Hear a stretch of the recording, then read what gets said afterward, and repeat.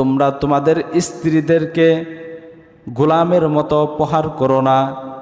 সুম্মা ইউজামিউহা ফি আখিরিল ইয়াউম, দিনের বেলায় তোমরা প্রহার করবা, রাত্রিবেলায় বেশরমের মতো শরম ছাড়া হয়ে তাদের কাছে গিয়েই তো রাত্রিবেলায় ঘুমাবা। যদি তোমাদের স্ত্রীরা তোমাদের কথা শুনতে না চায়, তাদের দ্বারা যদি কোনো ধরনের বড় গুনাহের আশঙ্কা থাকে, তাহলে 3 পদ্ধতিতে তোমরা তাদেরকে শায়েস্তা করবা। কয় পদ্ধতি ভাই? 3 পদ্ধতিতে। মুহতারাম হাজিরিন, আমাদের আলোচনা চলতেছিল স্ত্রীর হক নিয়ে। আমরা গত জুমায় স্ত্রীর 5টি হক নিয়ে আলোচনা করেছিলাম। আজকে ইনশাআল্লাহ আমরা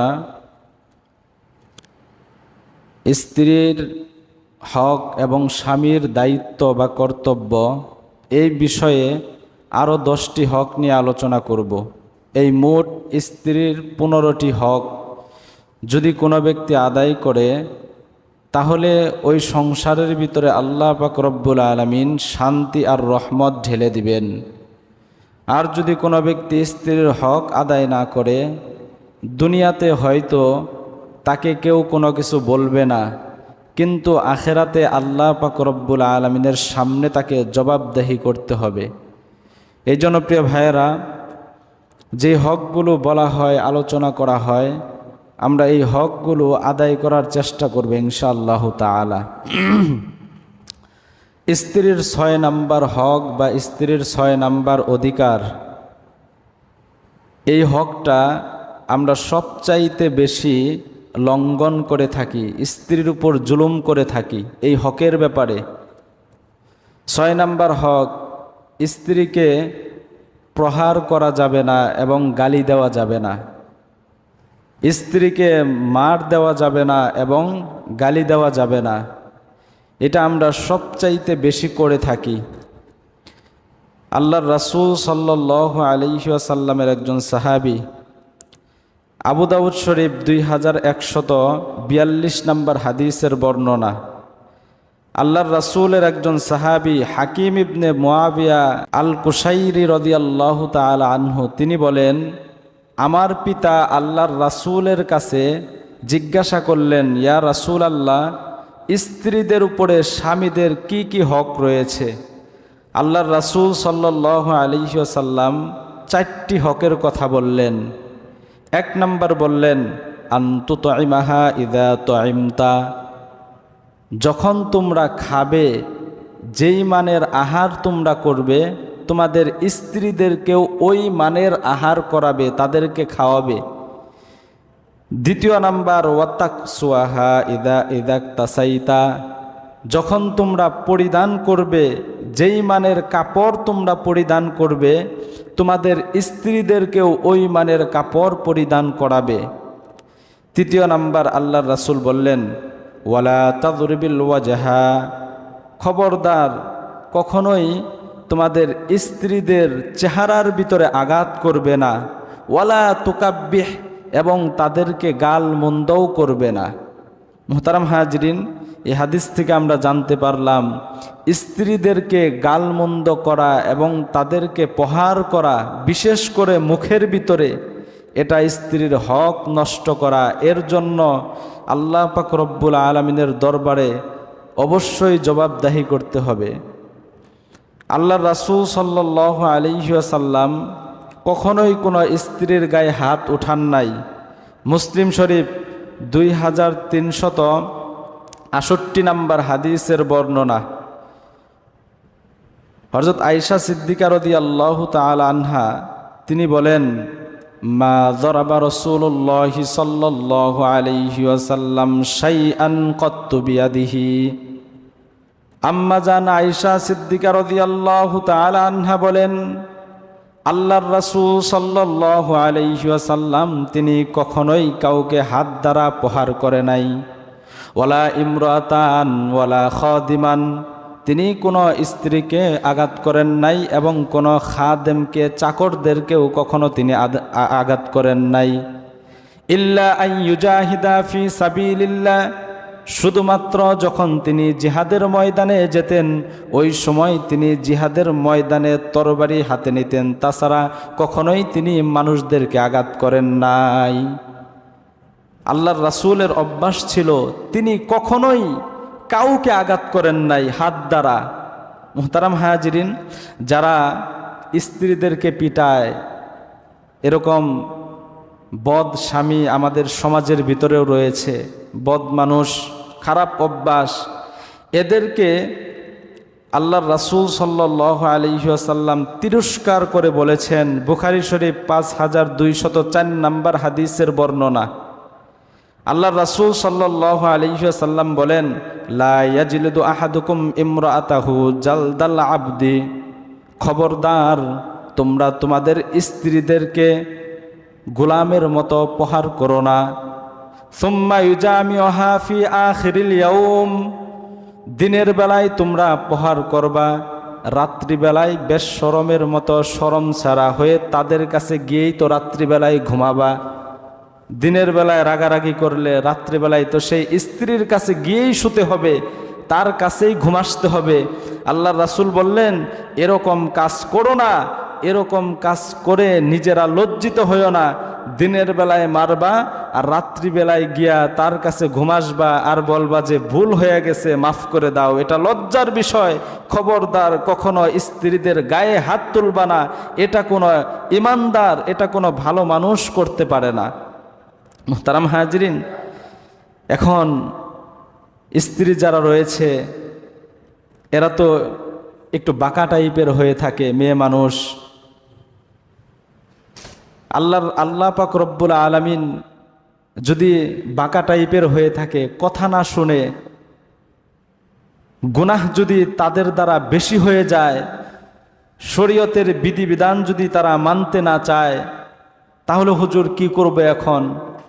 আল্লাহ পাক রব্বুল আলামিন সূরাতুন নিসা 34 নম্বর আয়াতের ভিতরে বলে দিয়েছেন, যদি তোমাদের স্ত্রীরা তোমাদের কথা শুনতে না চায়, তাদের দ্বারা যদি কোনো ধরনের বড় গুনাহের আশঙ্কা থাকে, তাহলে 3 পদ্ধতিতে তোমরা তাদেরকে শায়েস্তা করবা। কয় পদ্ধতি ভাই?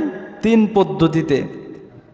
1 নাম্বার, আল্লাহ পাক রব্বুল আলামিন বলেন ফাইযুহুন্না, 1 নাম্বার হচ্ছে তাদেরকে ওয়াজ নসিহতের মাধ্যমে তাদেরকে বুঝাবা।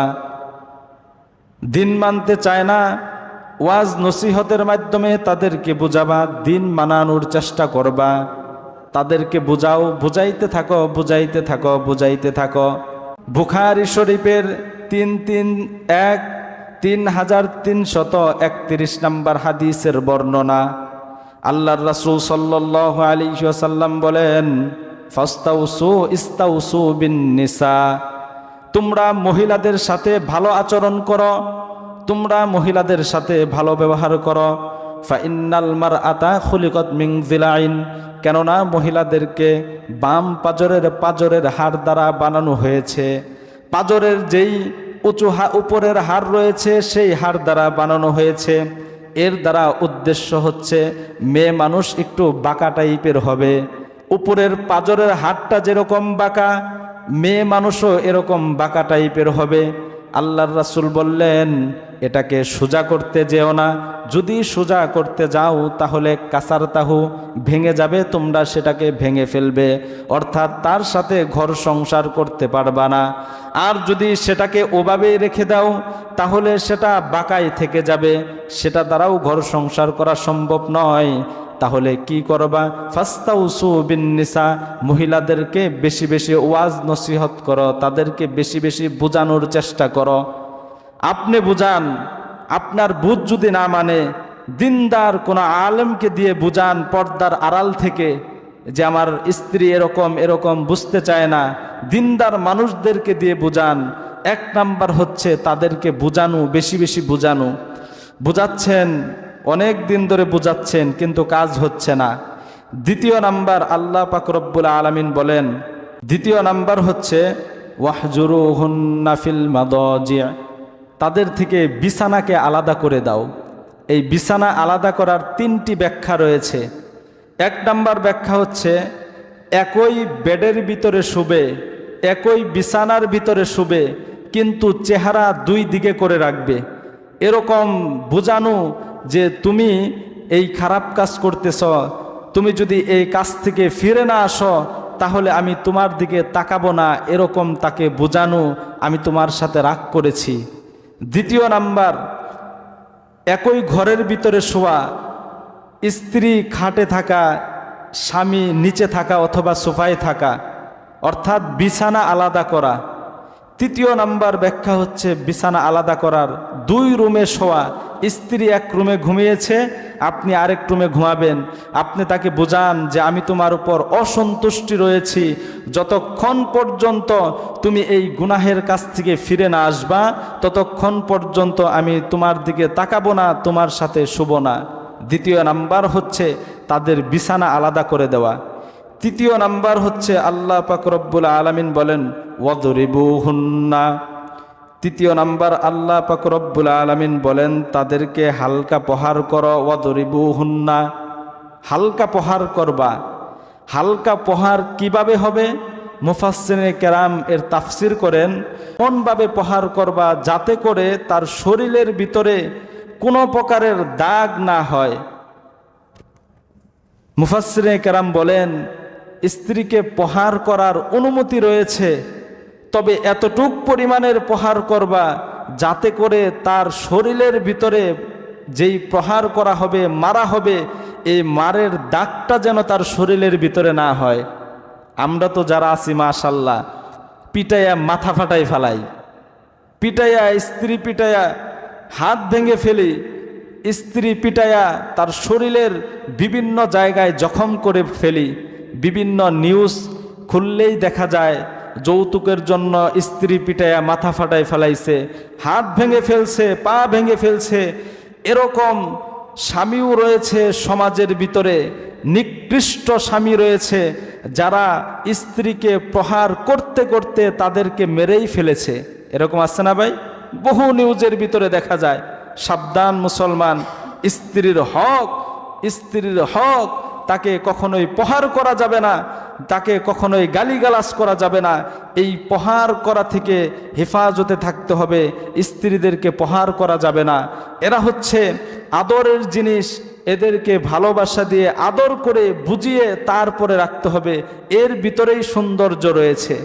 তাহলে 6 নাম্বার হক, স্ত্রীকে প্রহার করা যাবে না, স্ত্রীকে গালমন্দ করা যাবে না। 7 নাম্বার হক, স্ত্রীর সাথে গল্প করা, স্ত্রীর সাথে দিনই গল্প গুজব করা, স্ত্রীকে সময় দেওয়া। মুহতারাম হাজরিন, আমাদের সমাজের ভিতরে আমরা বহু লোক এমন রয়েছি দিল খুলে স্ত্রীর সাথে কথা বলি না, আমরা তাদের সাথে গল্প গুজব করি না। আল্লাহর রাসূল সাল্লাল্লাহু আলাইহি ওয়াসাল্লাম তার স্ত্রীদের সাথে গল্প গুজব করতেন। বুখারী শরীফ 5189 নাম্বার হাদিসের বর্ণনা, বিশাল বড় একটা হাদিস। আল্লাহর রাসূল সাল্লাল্লাহু আলাইহি ওয়াসাল্লাম স্ত্রীদের সাথে গল্প গুজব করতেন। আমরা যদিও গল্প গুজব করি, বিভিন্ন পাপের গল্প করি, অমুক সিনেমা কেমন হয়েছে, নাটক কেমন হয়েছে, অমুকে কেমন, এই ধরনের গল্প করি। স্ত্রীদেরকে সাহাবাই কেরামের জীবন তাদের সাথে বলা, মহিলা যেই সাহাবাই কেরাম রয়েছে তাদের গল্প তাদেরকে শোনানো। মুহতারাম হাজরিন, স্ত্রী যারা হবে এরাও এরকম থাকবে যে স্বামীর যখন মন ভালো থাকবে তাদের কাছ থেকে গল্প শুনবে, তাদের কাছ থেকে দোয়া নিবে। মুহতারাম হাজরিন, হযরত আম্মা জান আয়েশা সিদ্দিকা রাদিয়াল্লাহু তাআলা আনহা বলেন, লাম্মা রাআইতু মিনান নাবিয়্যি সাল্লাল্লাহু আলাইহি ওয়াসাল্লাম তিবা নাফসি। মুসলমান ভাইরা আমার, দিল দিয়া কথাগুলো বুঝবেন। আল্লাহর রাসূলের স্ত্রী আম্মা জান আয়েশা সিদ্দিকা রাদিয়াল্লাহু তাআলা আনহা বলেন, যখন আমি আল্লাহর রাসূলের মন ভালো দেখলাম, আমি তাকে বললাম, ওগো আল্লাহর রাসূল, আপনি আল্লাহ তাআলার কাছে আমার জন্য দোয়া করেন। কিন্তু মুসলমান, আমাদের সমাজের অবস্থা ভিন্ন। যদি জামাইয়ের দিলটা ভালো দেখে তাহলে বলবে যে আমাকে অমুক জিনিস আয়না দিয়েন, অমুক জিনিস আয়না দিয়েন, শাড়ি কিনা দিয়েন। আল্লাহর রাসূলের স্ত্রী কেমন ছিলেন? আল্লাহ তাআলার কাছে আল্লাহর রাসূলকে বললেন আমার জন্য দোয়া করেন। আল্লাহর রাসূল দোয়া করলেন, আল্লাহুম্মা গফির লি আয়েশাতা মা তাকাদ্দামা মিন যামবিকা ওয়া মা তাআখারা ওয়া মা আসররাত ওয়া মা আ'লানাত। আল্লাহর রাসূল আল্লাহ তাআলার কাছে দোয়া করলেন, ওগো রব্বুল আলামিন, আপনি আয়েশাকে মাফ করে দেন। আয়েশার প্রকাশ্য গুনাহ, গোপনীয় গুনাহ, তার আগের গুনাহ, পিছনের গুনাহ, সমস্ত গুনাহগুলোকে মাফ করে দেন। সুবহানাল্লাহ। মুসলমান ভাইরা আমার, আল্লাহর রাসূল যখন এই দোয়া করলেন, আম্মাজান আয়েশা সিদ্দিকা রাদিয়াল্লাহু তাআলা আনহা এই পরিমাণের খুশি হলেন, তিনি হাসতে হাসতে আল্লাহর রাসূলের কুলের ভিতরে পড়ে গেলেন। এই পরিমাণের খুশি হয়েছে, হাসতে হাসতে আল্লাহর রাসূলের কুল মুবারকের ভিতরে পড়ে গেলেন। আল্লাহর রাসূল বললেন, হে আয়েশা, আয়া সিররুকা দুআই, আমার দোয়া কি তোমাকে আনন্দ দেয়? আম্মা জান আয়েশা সিদ্দিকা রাদিয়াল্লাহু তাআলা আনহা বললেন, আমার কি হলো যে আপনার দোয়া আমাকে আনন্দ দিবে না? আপনি দোয়া করবেন আর এই দোয়া আমাকে আনন্দ দিবে না, এটা কেমন কথা? আপনার দোয়া তো সকলকে আনন্দ দিবে। মুহতারাম হাজিরিন, এরপরে আল্লাহর রাসূল এমন একটা কথা বললেন, যেই কথাটা আমাদের দিনে কয়েকবার চিন্তা করা উচিত। আম্মাজান আয়েশা সিদ্দিকা রাদিয়াল্লাহু তাআলা আনহা বলেন, তারপরে আল্লাহর রাসূল বললেন, ওয়াল্লাহি ইন্নাহা লা দুআই লি উম্মতি ফি কুল্লি সালাতিন। মুসলমান ভাইরা আমার, তারপরে আল্লাহর রাসূল বললেন, শুনে রাখো আয়েশা, আমি তো তোমার জন্য আজকে এই দোয়া করলাম, কিন্তু আয়েশা শোনো, আমি আমার উম্মতের জন্য প্রত্যেক নামাজের পরেই এই দোয়া করি। সুবহানাল্লাহ। প্রত্যেক নামাজের পরে আমি আমার উম্মতের জন্য দোয়া করি, আল্লাহ আপনি আমার উম্মতের সমস্ত গুনাহ মাফ করে দেন। আমার উম্মত যেই গুনাহ করেছে, এই গুনাহ সেটা প্রকাশ্যে হোক অথবা অপ্রকাশ্যে হোক, তার আমার উম্মতের আগের গুনাহ এবং পিছনের গুনাহ, সমস্ত গুনাহগুলো মাফ করে দেন। এটা আমাদের আল্লাহর রাসূল প্রত্যেক নামাজের পরে আমাদের জন্য দোয়া করতেন। প্রত্যেক নামাজের পরে আয়েশার জন্য দোয়া করেছে একবার, আর আমাদের জন্য দোয়া করতেন প্রত্যেক নামাজের পরে প্রত্যেক দিন 5 বার করে। মুহতারাম হাজরিন, এই হাদিসটা আমরা কেমনে জানতে পারলাম? আল্লাহ রাসূল তার স্ত্রীদের সাথে গল্প করেছেন, এই গল্প করার কারণে আমরা এই হাদিসটা জানতে পারলাম।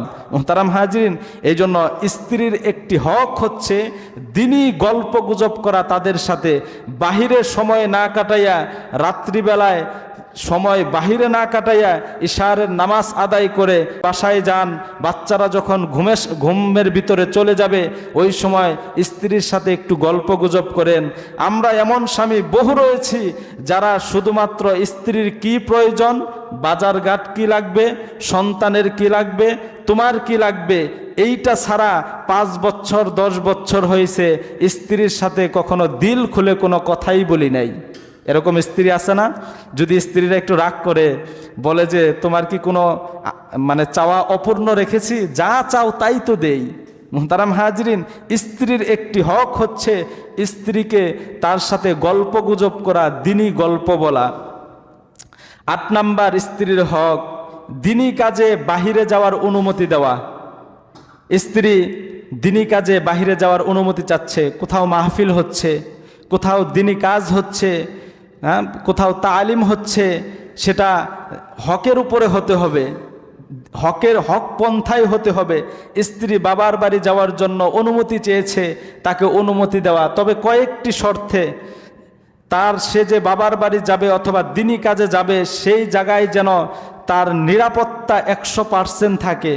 এরকম যেন না হয় যে আমি স্ত্রীকে বের করে দিলাম, বাহিরে পাঠিয়ে দিলাম, তার বিভিন্ন ঝামেলা হতে পারে, ছেলেরা তাকে ডিস্টার্ব করতে পারে, বিভিন্ন যানবাহনের কারণে তার অসুবিধা হতে পারে।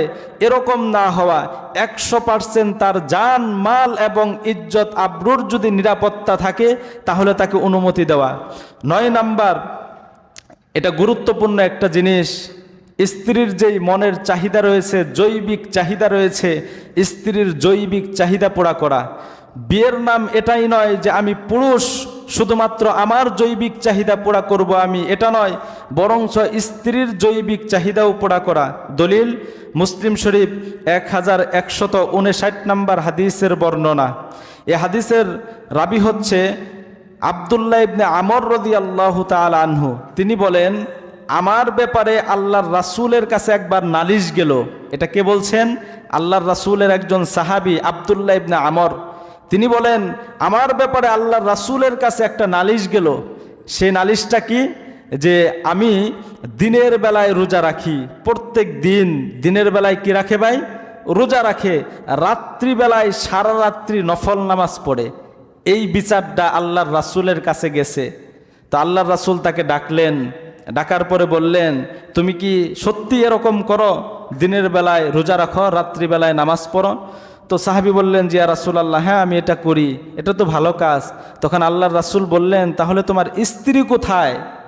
তুমি যদি দিনের বেলায় রোজা রাখো, রাত্রিবেলায় নামাজ আদায় করো, তাহলে তোমার যে স্ত্রীর হক রয়েছে সেই হক তুমি কখন আদায় করো? আল্লাহর রাসূল বললেন, খবরদার, কখনোই এরকম করবে না।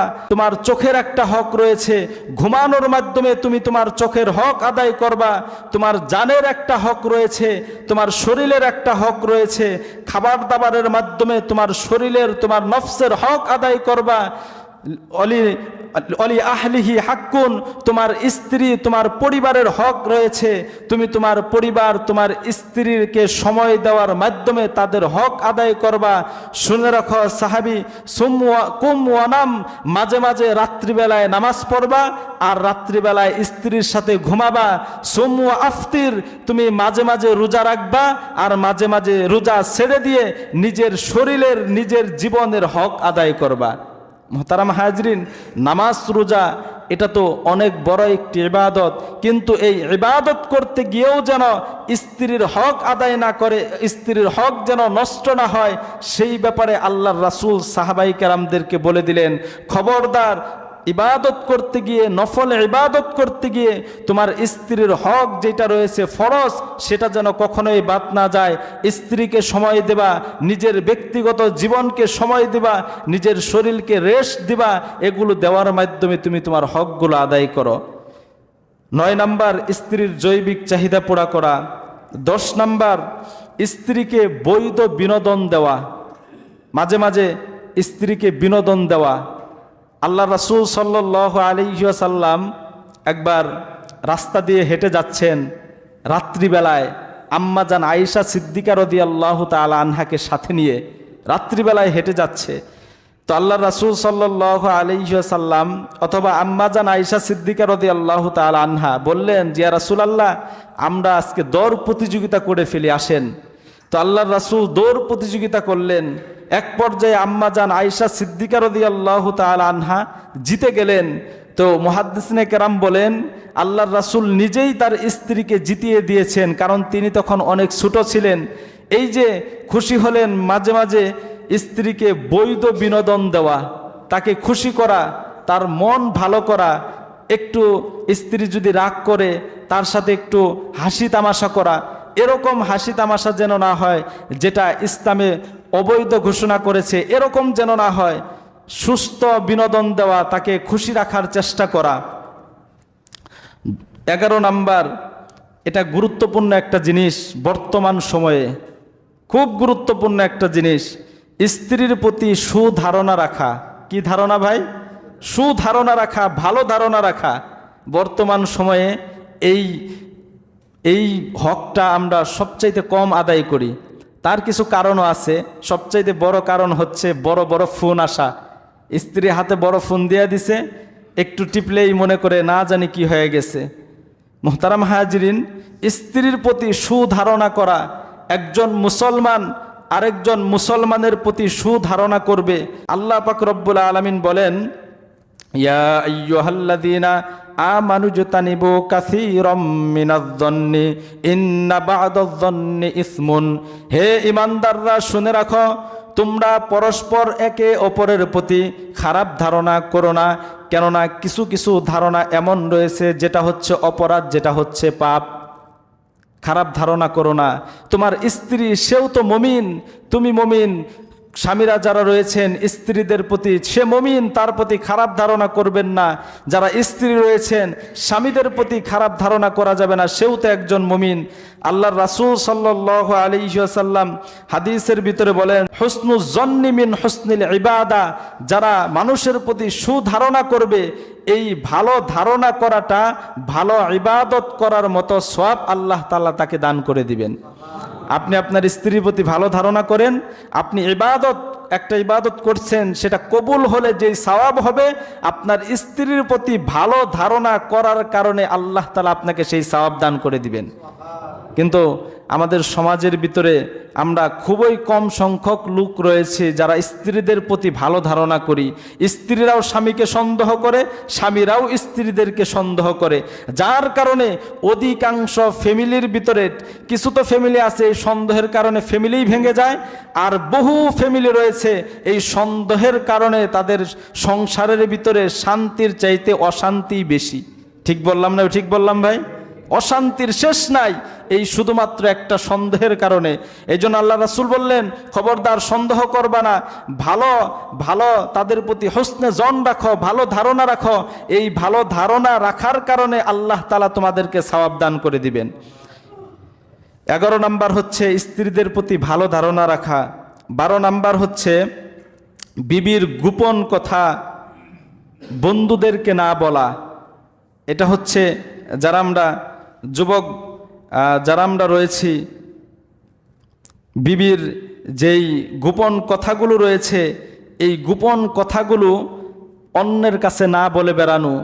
আল্লাহ রাসূল সাল্লাল্লাহু আলাইহি ওয়াসাল্লাম সাহাবায়ে কেরামদেরকে নিয়ে বসা, তো জিজ্ঞাসা করলেন, তোমাদের মধ্যে কি কেউ এরকম আছে যে তার স্ত্রীদের কাছে যায়, যাওয়ার পরে আল্লাহ প্রদত্ত যেই ভালোবাসা, সেই ভালোবাসার ভিতরে লিপ্ত হয়, পরে এসে সে তার বন্ধুদের কাছে বলে বেড়ায়?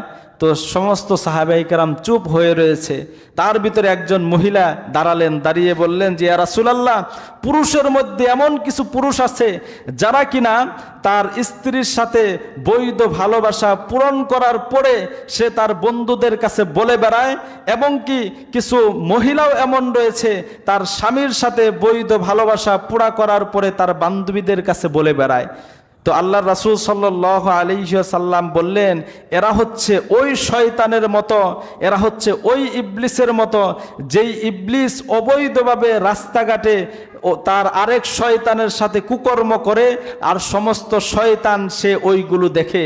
অর্থাৎ আপনি যেই কথাগুলো, আপনার স্ত্রীর গোপন কথাগুলো আপনার বন্ধুর কাছে বললেন, আপনার বন্ধু ওটা দেখলে যে অপরাধ, সেই অপরাধের ভিতরে আপনি লিপ্ত হয়ে গেলেন। আমাদের যুব সমাজ এই কাজটা খুব বেশি করে। আগেকার মানুষ যারা আছে এরা তো লজ্জা শরম এদের আছে, কিন্তু বর্তমান সময়ে ফোন আসার কারণে লজ্জা শরম তো সব চলেই গিয়েছে। খুব সুন্দর করে নিজের স্ত্রীর কথা সে তার বন্ধুর কাছে বলতেছে। মহিলা এমন রয়েছে, সে তার স্বামীর কথা তার বান্ধবীর কাছে বলে বেড়াচ্ছে। হ্যাঁ, যদি কোনো মাসলাগত কোনো বিষয় হয়, অসুস্থতার কোনো বিষয় হয়, সেটা তো ভিন্ন কথা, ডাক্তারের সাথে পরামর্শ করবে। মাসলাগত যদি কোনো বিষয় হয়, সেটা কোনো দিনদার যেই আলেম উলামায়ে রয়েছে তাদের সাথে পরামর্শ করবে। কিন্তু কোনো এরকমভাবে কারো কাছে না বলে বেড়ানো, এই বলাটা অনেক বড় অপরাধ। আল্লাহর রাসূল সাল্লাল্লাহু আলাইহি ওয়াসাল্লাম হাদিসের ভিতরে বলেন, মুসলিম শরীফের হাদিস, আল্লাহর রাসূল বলেন, ইন্না মিন শাররিন নাস ইনদাল্লাহি তাআলা, আল্লাহ তাআলার কাছে সবচাইতে নিকৃষ্ট স্বামী কিয়ামতের ময়দানে ওই স্বামী হবে যেই স্বামী তার স্ত্রীর গোপন কথা অন্য বন্ধুর কাছে বলে বেড়ায়। এই জন্য প্রিয় ভাইয়েরা, এই কথা বলা যাবে, খবরদার, এটা স্ত্রীর হক। স্ত্রীর গোপন কথা এবং স্বামীর গোপন কথা কারো কাছে বলা যাবে না। 13 নম্বর হক, স্ত্রীর ক্ষতি করার চেষ্টা না করা। আপনি বিয়ে করছেন, 10 বছর হয়ে গেছে, বিয়ে করার পরে অন্য আরেকটা মেয়েকে ভালো লাগছে।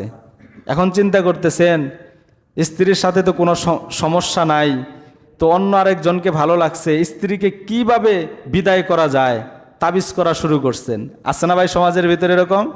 তো কিভাবে একে বাদ দেওয়া যায়, তাবিজ কবজ ঝাড় ফুক কুফরি কালাম করে একে বাদ দিয়ে দেয় না, এটা করা যাবে না।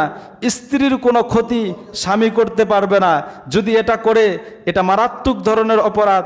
আল্লাহর রাসূল সাল্লাল্লাহু আলাইহি ওয়াসাল্লাম হাদিসের ভিতরে বলেন, ইবনে মাজাহ 2340 নম্বর হাদিস, আল্লাহ রাসূল সাল্লাল্লাহু আলাইহি ওয়াসাল্লাম বলেন, লা দরর ওয়ালা দিরর, একজন মুমিন কখনোই ক্ষতিগ্রস্ত, কারো কোনো ক্ষতি করতে পারে না এবং অন্যের ক্ষতি হবে এটাও সে সহ্য করতে পারে না।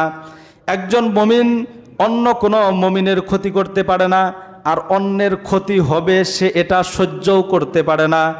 আল্লাহর রাসূল সাল্লাল্লাহু আলাইহি ওয়াসাল্লাম আরো বলেন, মালউন মান দাররা মুমিনান আও মাকারা বিহি, ওই ব্যক্তি অভিশপ্ত, ওই ব্যক্তি অভিশপ্ত যেই ব্যক্তি কোনো মুমিন পুরুষ অথবা কোনো মুমিন নারীর ক্ষতি করার চক্রান্ত করে, ওই ব্যক্তি অভিশপ্ত, ওই ব্যক্তি জাহান্নামী। যেই ব্যক্তি কোনো মুমিন পুরুষ অথবা কোনো মুমিন নারীর ক্ষতি করার চেষ্টা করবে, আল্লাহর রাসূল বলেন ক্ষতি করার চেষ্টা করবে এবং চক্রান্ত করবে, আল্লাহর রাসূল বলেন ওই ব্যক্তি অভিশপ্ত, ওই ব্যক্তি হচ্ছে ধ্বংস। আল্লাহ রাসূল সাল্লাল্লাহু আলাইহি ওয়াসাল্লাম আরো বলেন, মান দাররা আদাররাল্লাহু বিহি, যেই ব্যক্তি কোনো মানুষের ক্ষতি করার চেষ্টা করে আল্লাহ তাআলা ওই ব্যক্তির ক্ষতি করেন। নাউজুবিল্লাহ। আপনি আপনার স্ত্রীর ক্ষতি করার চেষ্টা করবেন, আল্লাহর রাসূল বলেন আল্লাহ আপনার ক্ষতি করবেন। আপনি চেষ্টা করেছেন আর আপনার ক্ষতি কে করবেন ভাই? আল্লাহ তাআলা করবেন। আপনি কোনো মুসলমানের ক্ষতি করার চেষ্টা করেছেন অন্যায়ভাবে, আল্লাহ তাআলা আপনার ক্ষতি করবেন। আল্লাহর রাসূল আরো বলেন, ওয়ামান শাক্কাল্লাহু আলাইহি, যদি কোনো ব্যক্তি কোনো মুমিনের প্রতি বিদ্বেষ পোষণ করে, হিংসা পোষণ করে, বিদ্বেষ করে, আল্লাহ তাআলা ওই ব্যক্তির ব্যাপারে বিদ্বেষ পোষণ করেন। এখন একটু চিন্তা করেন, আপনি আপনার স্ত্রী সম্পর্কে বিদ্বেষ করলেন, তার ক্ষতি করার চেষ্টা করলেন, আপনার ক্ষতি কে করবে ভাই? আল্লাহ তাআলা করবেন। আমি স্ত্রীর ক্ষতি করতে পারি আর না পারি, আমি আরেকজন ব্যক্তির ক্ষতি করতে পারি আর না পারি, কিন্তু আল্লাহ তাআলা যেইটা করবেন সেটা ফিরানোর ক্ষমতা আমাদের কারো আছে ভাই? এই জন্য কোনো মুমিনের, কোনো স্ত্রীর, আপনার স্ত্রী তিনিও তো মুমিনা, আপনার স্ত্রী আপনার অধীনে রয়েছে, তার ক্ষতি করা যাবে না, এবং তার ক্ষতি হয় এমন কোনো কথা, এমন কোনো কাজ অন্য কেউ করবে এটাও সহ্য করা যাবে না। আল্লাহ তাআলা আমাদের তৌফিক দান করুন। 14 নাম্বার হক স্ত্রীর, মাঝে মাঝে ইজহারুল হুব্বি বিল ফাহমি, মাঝে মাঝে মুখ দ্বারা আপনি যে স্ত্রীকে ভালোবাসেন এটা মাঝে মাঝে মুখ দ্বারা প্রকাশ করা। কিন্তু এটা বলতে আমাদের শরম লাগে, নিজের স্ত্রীকে বলতে কি লাগে ভাই? শরম লাগে। কিন্তু অন্যের বেটিকে বলতে শরম করে না। আমি কখনো আমার স্ত্রীকে বলি নাই যে আজকে মাশাআল্লাহ তোমাকে অনেক সুন্দর দেখা যাইতেছে, কিন্তু রাস্তায় যদি যাই, ভাবি আজকে তো কাপড়টা আপনাকে অনেক সুন্দর লাগতেছে। সমাজের চরিত্র এরকম কিনা ভাই? আমি সুন্দর করে বলি, অন্যের বান্ধবী আছে, আমার বান্ধবীকে বলতেছে যে বান্ধবী তোমাকে আজকে খুব ভালো লাগতেছে, কিন্তু আমার বউকে আমি কখনোই বলি নাই, একটা ভালো ড্রেস পরলেও আমি তো কখনো তাকে বলি নাই যে তোমাকে আজকে কি লাগতেছে, ভালো লাগতেছে। মুখে ভালোবাসা প্রকাশ করা, আল্লাহ রাসূল সাল্লাল্লাহু আলাইহি ওয়াসাল্লাম মুখ দ্বারা ভালোবাসা প্রকাশ করতেন। আল্লাহ রাসূল সাল্লাল্লাহু আলাইহি ওয়াসাল্লাম তার স্ত্রীকে রসিকতা করে ডাকতেন, ইয়া হুমাইরা, আম্মাজান আয়েশা সিদ্দিকা রাদিয়াল্লাহু তাআলা আনহা, তাকে ডাকতেন হুমাইরা বলে। আল্লাহর রাসূলের স্ত্রী হযরত আয়েশা সিদ্দিকা রাদিয়াল্লাহু তাআলা আনহা একটু সুন্দর ছিলেন, তাকে রসিকতা করে ডাকতেন, হে লাল সুন্দরী, তোমাকে চমৎকার দেখা যাচ্ছে। এইভাবে আল্লাহর রাসূল সাল্লাল্লাহু আলাইহি ওয়াসাল্লাম তার স্ত্রীদেরকে মুখ দ্বারা যেই ভালোবাসা সেটা প্রকাশ করতেন। আমাদের সমাজের ভিতরে এটা আমরা করতে চাই না। বাবাকে সালাম দিতে চাই না, সালাম একটা দোয়া না ভাই, কিন্তু বাপকে দিতে শরম লাগে। হ্যাঁ, বাপকে দিতে শরম লাগে, মাকে দিতে শরম লাগে, স্ত্রীকে দিতে শরম লাগে।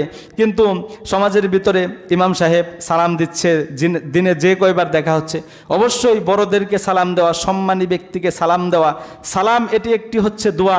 কিন্তু আপনি কি চান না আপনি আপনার বাবাকে দোয়া করেন? এটা চান না আপনি? তাহলে কেন সালাম করেন না? আপনি কি চান না আপনার সন্তানকে আপনি দোয়া করেন? তাহলে কেন সালাম করেন না? মুহতারাম হাজরিন, সালাম করবেন, আপনার স্ত্রীকে মুখ দ্বারা বলবেন, ভালোবাসার কথা বলবেন। এটা বললে তারা অনেক খুশি হবে। এটা স্ত্রীর একটি হক, করা যাবে তো ইনশাল্লাহ। আল্লাহ তাআলা আমাদের তৌফিক দান করুন। 15 নম্বর হক এবং সর্বশেষ হক, স্ত্রীকে ঘরের কাজে সহযোগিতা করা। আপনারা করেন এটা? ঘরের কাজে কি করা ভাই? সহযোগিতা করা। এটা করতে হবে। আল্লাহ রাসূল সাল্লাল্লাহু আলাইহি সাল্লাম নিজে ঘরের কাজে সহযোগিতা করতেন।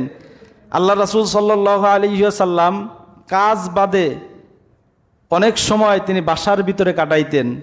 তো সাহাবাই কেরাম মনে করতেন যে বাসার ভিতরে মনে হয় সারাদিন ইবাদতের ভিতরে লিপ্ত থাকে। তো আম্মাজান আয়েশা সিদ্দিকা রাদিয়াল্লাহু তাআলা আনহাকে একবার জিজ্ঞাসা করলেন যে আল্লাহর রাসূল ঘরের ভিতরে কি করেন? তখন আম্মাজান আয়েশা সিদ্দিকা রাদিয়াল্লাহু তাআলা আনহা বললেন, আল্লাহর রাসূল এর জুতা যদি ছিঁড়ে যায় তিনি নিজ হাতে জুতা সেলাই করেন, আল্লাহর রাসূলের কাপড় যদি ছিঁড়ে যায় আল্লাহর রাসূল নিজ হাতে কাপড় সেলাই করেন, আল্লাহর রাসূল বকরির দুধ নিজে দহন করেন। সুবহানাল্লাহ। উভয় জগতের বাদশা, সর্বশ্রেষ্ঠ নবী, সর্বশ্রেষ্ঠ রাসূল আমাদের নবী, তিনি কি করতেছেন? ফ্যামিলির জন্য বকরির থেকে দুধ দহন করতেছেন। যদি বাসায় আসার পরে একটু রান্না দেরি হয়ে যায়, উচিত ছিল রান্নার কাজে একটু সহযোগিতা করা, কিন্তু আয়েশা একদম বুম ফাটাইয়া দেই যে বাসায় করছোটা কি, কি কাজ আছে? শুধু তো এই কাজটাই। একটু মেয়ে মানুষের কাজ কইরা দেখেন কি জ্বালা, শুধু রান্না বান্নাই কইরা দেখেন। একদিন বাপের বাড়ি পাঠাই দিয়া, তখন তো বুঝেন ফোনের উপর ফোন, বইলা গেছে থাকবে এক সপ্তাহ, একদিন যায় নাই ফোনের উপরে ফোন দেন না আপনারা, যে তাড়াতাড়ি চলে আসো, বাড়ির যে কাজ অবস্থা খারাপ, করতে পারতেছি না। মুহতারাম হাজরিন, এই জন্য স্ত্রীদেরকে বাসার কাজে সহযোগিতা করা, সাহায্য করা